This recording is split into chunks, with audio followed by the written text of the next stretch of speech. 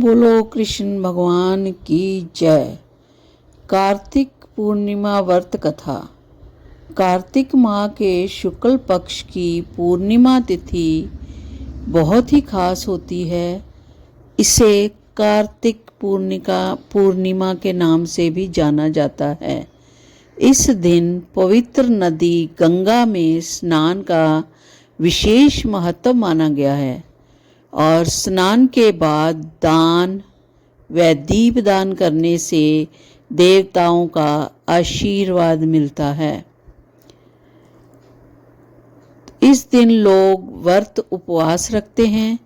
कहते हैं कि कार्तिका पूर्णिमा के दिन गंगा स्नान करने और व्रत करने से व्यक्ति के सभी पाप कष्ट मिट जाते हैं और साथ ही सुख समृद्धि और सौभाग्य का आशीर्वाद जरूर मिलता है।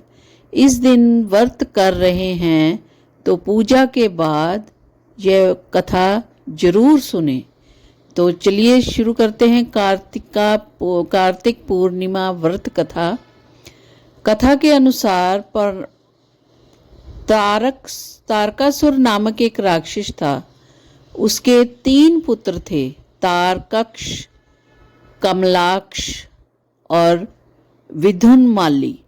तारकासुर ने धरती व स्वर्ग पर आतंक मचा रखा था और इससे परेशान होकर देवताओं ने भगवान शिव से उनका अंत करने की प्रार्थना की, जिसके बाद भगवान शिव ने तारकासुर का वध किया और इसे देवता बड़े प्रसन्न हुए। लेकिन उसके 3 पुत्रों को यह सुनकर बड़ा दुख हुआ और इसका बदला लेने के लिए उन्होंने ब्रह्मा जी की तपस्या की।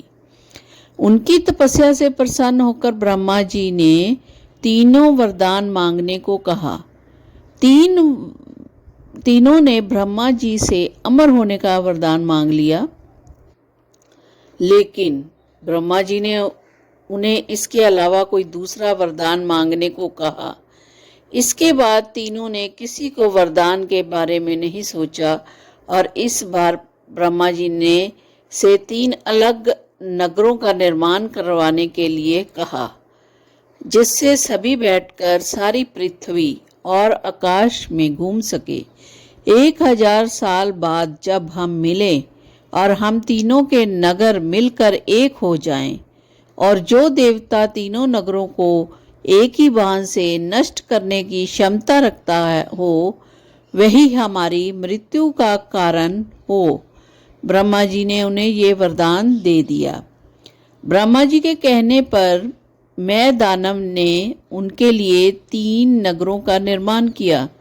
तारकश के लिए सोने का, कमला के लिए चांदी का और विद्युन्माली के लिए लोहे का नगर बनाया गया। तीनों ने मिलकर तीनों लोकों पर अपना अधिकार जमा लिया।